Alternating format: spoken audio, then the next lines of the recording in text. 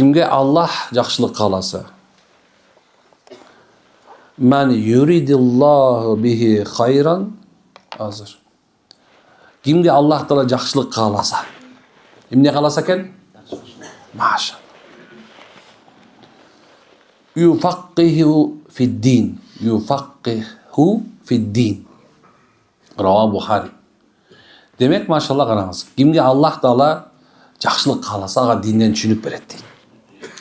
Авалким бұл жерде мақсат алынған мақсат bir авалким алымдыр. Авалким мақсат субханалла bir илим алуучудур.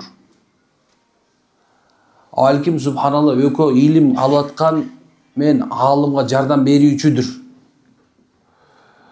Түшүнүк көп кетиши мүмкүн. Бирок карагыла. Bir adam ömür boyu ilim aldı. Al kitaptın içinden okudu. Bir Allah Taala hilim bermegen bolsa, hilim. Danışmandılık, akılmandılık bermegen bolsa, al iliminen al adam payda tapmay kalışı mümkün eken. Oşon üçün ilim meni hilim daima bir жүрөт. Çoğun alımlar aytat, ilim degen emne dese, ilim bul pendeni özünün jaratuucusu menen tanıştırуу деп айтылат. Кимде-ким өзүнүн жаратуучусун тааныган болсо, кандай десе, көркөм сүрөттө, көркөм мүнөздө, жосо көркөм ушундай бир чырайлуу тааныган болсо, анын заты, сыпаты менен, анын өкүмү менен, буйруктары менен, анын тыюлары менен таныса, демек Allah илим бериптир деп айтат. Ал эми ошол илимди камил даражага алып келип, кыргызча кемелине жеткизе, амал кылууну бул некен илим, аны ал адамдын даанышманды берет. Демек Алла Таала кимге жакшылык кааласа, илим берип, ага түшүнүк берип коет экен. Толтура. Кээ бирлер бар, намаз окуп жүрөт, бирок дагы деле динден түшүнүк жок, чечесиңерби? Кээ бирлер илим алып жүрөт, дагы деле динден түшүнүк жок.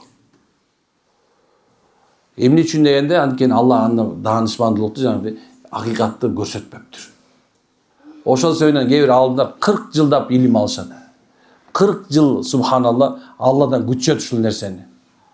Алла даанышмандуулук, Алла жакшылык каалап берип коер бекен деп. Түшүндү? Алла Таала аны динден туура түшүнүк берет деген сөзү дагы өзгөчө. Бул бардыгына келе бербейт экен. Бирок айтайын деген нерсем, 6 миллион адам болсо, 6 миллион ой пикир болсо, бул 6 миллион дин болот деген сөз, туурабы? Бирок биз ошондой чоң факих боло албаган себебинен биз мазхаб кармайбыз. Мазхаб Ханафи, Шафии, Малики, Хамбали деп 4 мазхаб бар. Ошол муштахид деп коебуз, эң улуу адамдар, динден өтө түшүнүгү кенен болгон адамдар мазхабтын башында турушкан. Ошол имам Азам дейбиз, туурабы? Ошол имам Абу Ханифа, сиз менен биз субхана ээрчип бараткан Нуъман бин Табит деген чоң аалым, ошол пайгамбардын сүннөтүн ылайыкташтырып кылган, алар түшүнүккө кенен болгон, бизге баарын топтоп берип койгон. Ошо менен кетсек, машалла адашпайбыз. Анткени баарыбызга эле Аллах кенен түшүнүк бербеген себебинен. Түшүндүбү? Демек, туугандар, Алла Таала ар бирибизге жакшылык бергенден болсун. Кээ бирдечи дагы бир нерсени унутпашыбыз керек да. Кээ бир убакыттарда bir amal kılış üçün adam kerçilikleri kılış gerek болады. Kur'an hadiste bar nerse, bирок ошону мындай эле акырын эле мынтип буруп койсо, жосо мындай койсо эле адамдын жашоосу өзгөрүп кетет. Жакшы тарапка.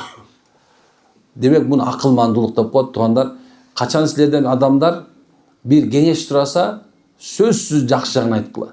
Bizde Kırgız'da mına ökül ata degen, ökül apa degen neyse ayabay çoğun bir mınday barklı orun. Hem şariatımızda beken bolbosa dağı bu bizden Kırgız'ın saltında ayabay beken bolup kalan bilesizler şunu. Ар бир өкүл ата болгон, өкүл апа болгон киши туура түшүнүш керек. Бирөөнө өкүл болгондо сен жетик болушуң керек. Эгерде жетик болбосоңор, анда өкүл ата, өкүл апа болбогула.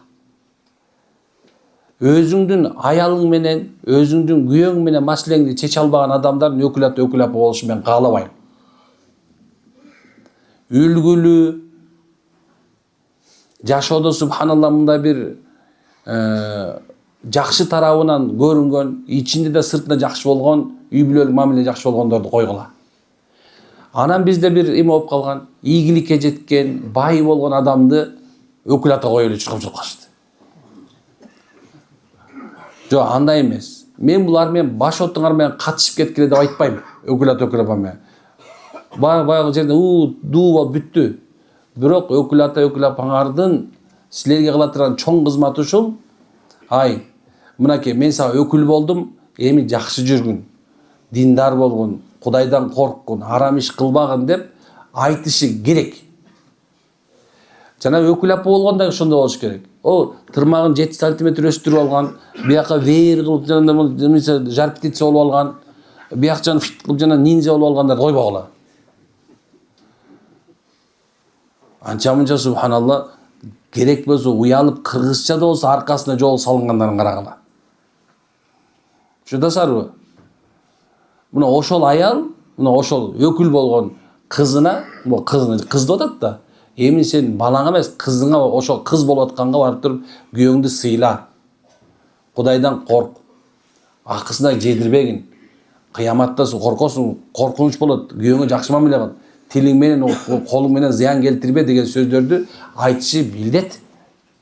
Эгер аны айтпаса, анан куда болуп төргө отуруп, өкүл атасы деп коюп анан жүрсөңөр, анда силер эми күнөөкөр болбойсуңар.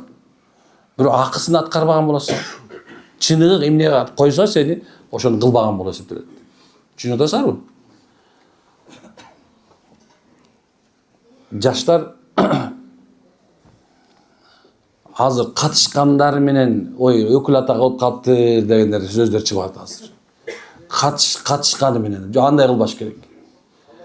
Силердин айта турган нерсеңер ушул. Качан эгерде кимдир бирөө өкүл ата коем деп атса, аны катышкан эмес, акылдуураак койгонго аракет кылыңыздар иншалла.